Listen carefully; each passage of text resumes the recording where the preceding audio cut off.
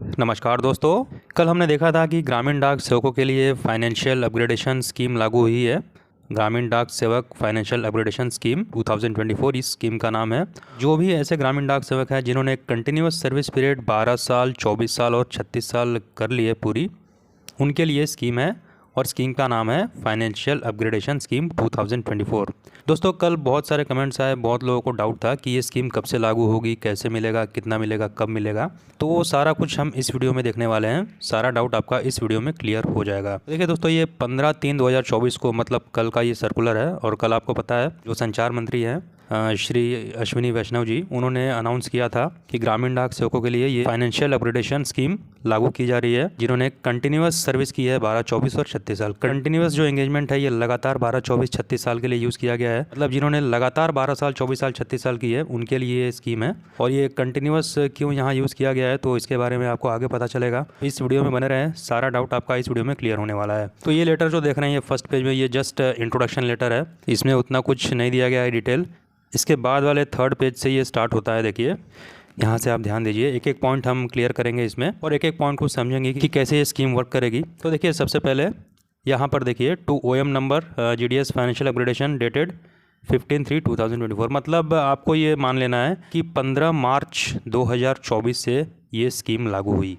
मतलब कल से ये स्कीम लागू हो चुकी है। क्योंकि दोस्तों, जब एक कोई भी नोटिफिकेशन अगर इशू होता है और उस नोटिफिकेशन के अंदर कोई ऐसा डेट मेंशन नहीं है, कोई प्रीवियस डेट अगर मेंशन नहीं है, तो जिस डेट में नोटिफिकेशन इशू होता है उसी डेट को इम्प्लीमेंटेशन डेट माना जाता है।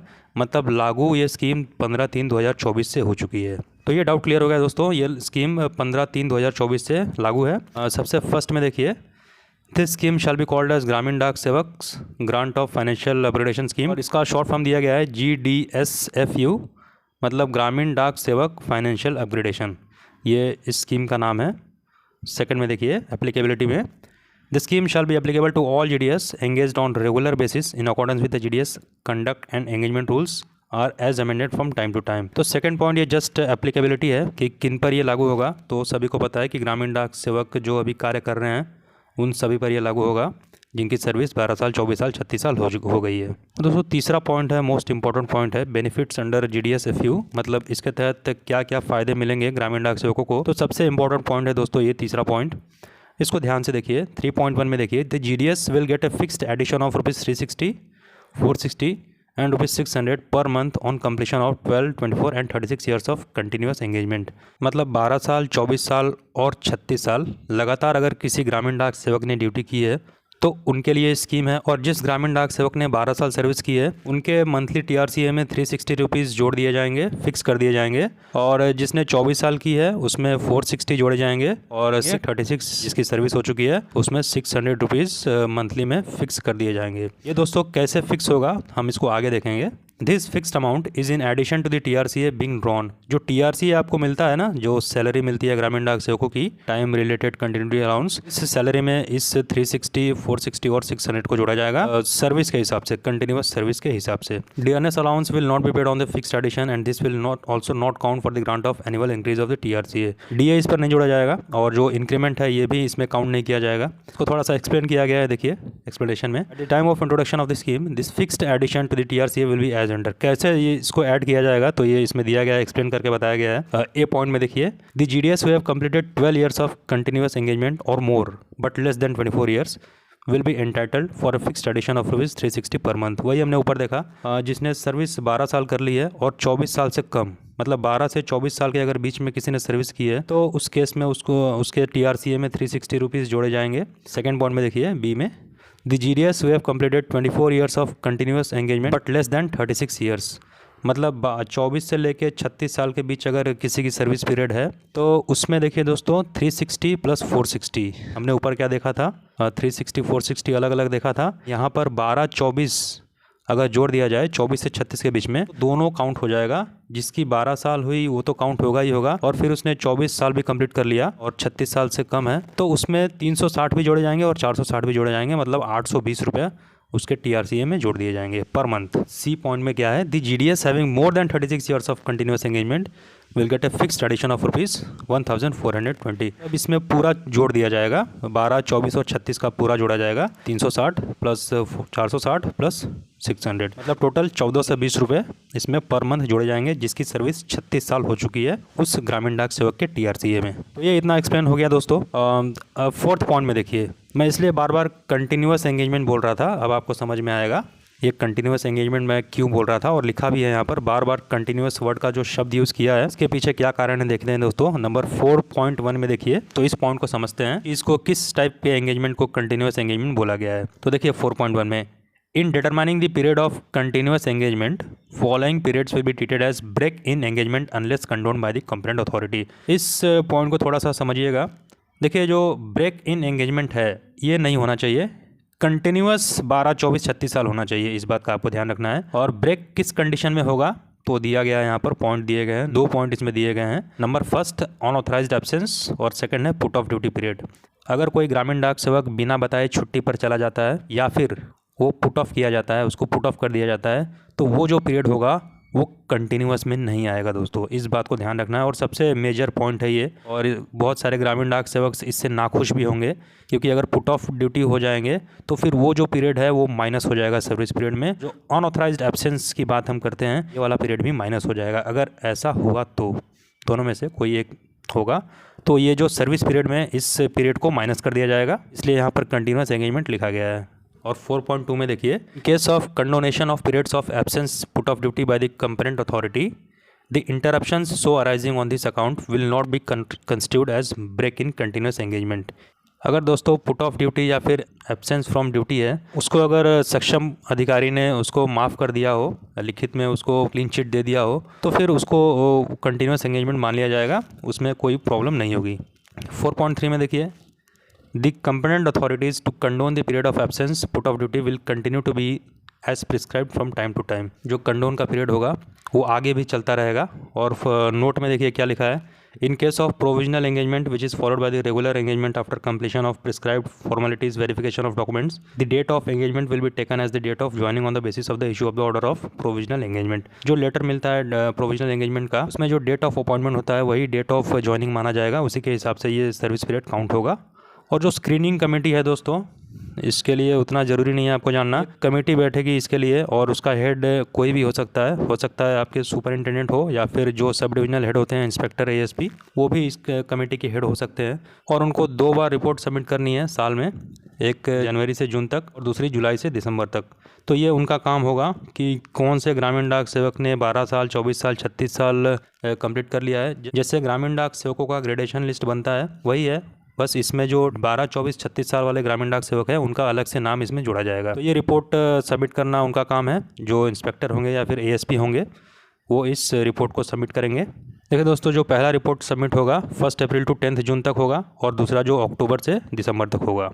तो ये जानना उतना ज़रूरी नहीं है, ये उनका काम है, वो इसको देख लेंगे।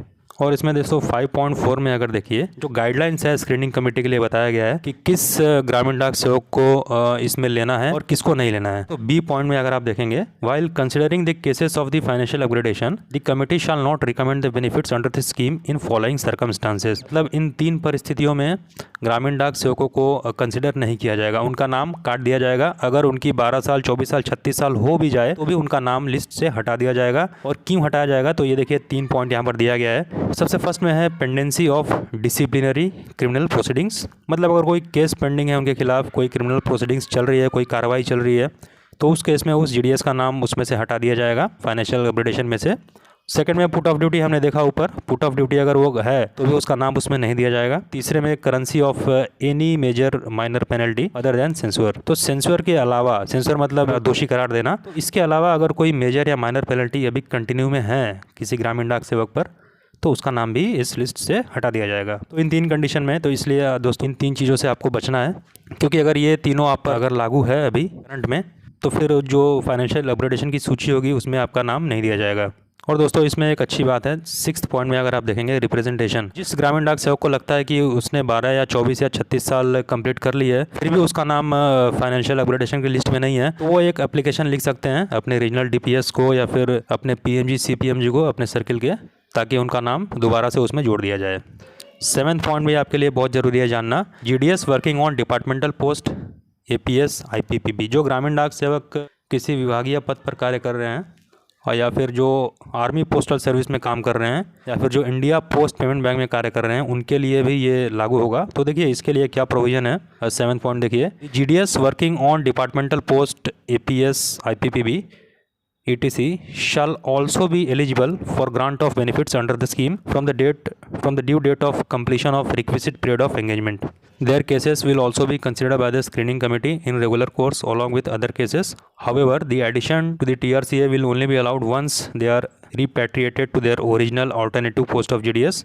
No arrears of benefits accrued will be paid in such cases. दोस्तों, अगर कोई ग्रामीण डाक सेवक डिपार्टमेंटल पोस्ट पे कार्य कर रहा है या आर्मी पोस्टल सर्विस में कार्य कर रहा है या फिर इंडिया पोस्ट पेमेंट बैंक में कार्य कर रहा है, अगर उनकी भी सर्विस 12 साल 24 साल 36 साल से ऊपर हो चुकी है तो उनका भी नाम स्क्रीनिंग कमेटी द्वारा रिकमेंड किया जाएगा, इनका नाम भी सूची में आएगा। लेकिन इसमें एक पॉइंट और जोड़ा गया है, however The addition to the TRCA will only be allowed once they are repatriated to their original alternative post of GDS. अगर वो दोबारा फिर अपने ओरिजिनल पोजीशन ग्रामीण डाक सेवक के रूप में कार्य करने आते हैं तभी उनके TRCA में ये जो फाइनेंशियल अपग्रेडेशन की राशि होगी ये जमा की जाएगी। अदरवाइज वो जिस पोस्ट पे कार्य कर रहे हैं उनका सिर्फ नाम जाएगा और जो एरियर होगा ये उनको नहीं मिलेगा। और बहुत लोगों के दिमाग में कन्फ्यूजन होगा कि जो वर्किंग ऑन डिपार्टमेंटल पोस्ट है तो क्या ये प्रमोशन के बाद जो डिपार्टमेंटल पोस्ट पे हैं एमटीएस या पोस्टमैन या पीए उनके लिए भी लागू होगा? तो दोस्तों उनके लिए लागू नहीं होगा, क्योंकि बहुत सारे ग्रामीण डाक सेवक ऑफिशिएटिंग में कार्य करते हैं डिपार्टमेंटल पोस्ट पे। हालांकि बहुत सारे सर्कल्स में ऑफिशिएटिंग बंद हो गई है, फिर भी कहीं कहीं अगर सीट की कमी है, डिपार्टमेंटल सीट्स की कमी है, वहाँ पर जीडीएस को एंगेज किया गया है। यहाँ जो बोलने का मतलब है ये वही है, अगर कोई ग्रामीण डाक सेवक डिपार्टमेंटल पोस्ट पे कार्य कर रहा है, यहाँ पर ऐसा नहीं लिखा गया है कि अगर कोई ग्रामीण डाक सेवक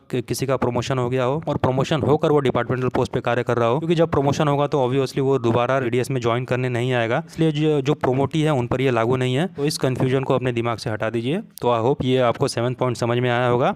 उसके बाद देखिए दोस्तों, इसमें राशि कितनी दी जाएगी।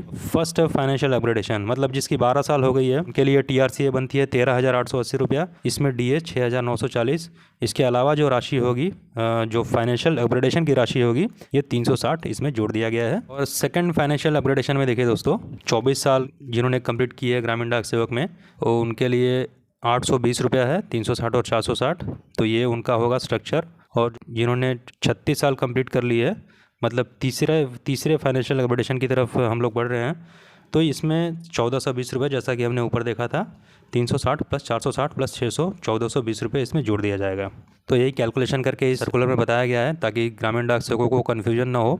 और ये जो एनेक्चर 1 में आप देख रहे हैं, special performance report for grant of financial upgradation to Gramin Dak sevaks, तो ये परफॉर्मेंस रिपोर्ट है जिसको फिलअप करके भेजना है। जो डिविजनल हेड होंगे या जो सब डिविजनल हेड होते हैं ASP या इंस्पेक्टर पोस्ट, उनको ये भरना है और वो इसको परफॉर्मेंस के हिसाब से सारे ग्रामीण डाक सेवकों का परफॉर्मेंस का जायज़ा लेंगे और इसको डिविजनल हेड को ट्रांसफ़र करेंगे। और इसमें दोस्तों जो डाक कर्मयोगी का पोर्टल है वहाँ पर भी जो रिफ्रेशर का कोर्स आता है उसको भी कंप्लीट करना है टाइम टू टाइम। अगर उसको आप कंप्लीट नहीं करेंगे तो आपका नाम सूची से हटा दिया जाएगा। और जो बिजनेस है वो भी आपको करना है। यहाँ 9 पॉइंट में आप देख सकते हैं, whether GDS has completed refresher course training by the department on the Dak Karmayogi e-learning platform. तो यहाँ पर आपको सब कंप्लीट करके रखना है। जो भी ट्रेनिंग का आदेश आता है उस ट्रेनिंग को कंप्लीट करना है और बिजनेस भी अपने BO का बढ़ाते रहना है, तो आपका नाम इस सूची में आ जाएगा दोस्तों। इसके अलावा अगर दोस्तों कोई डाउट है आपको तो आप कमेंट बॉक्स में कमेंट कर सकते हैं। आज के वीडियो में इतना ही, मिलेंगे नए अपडेट के साथ।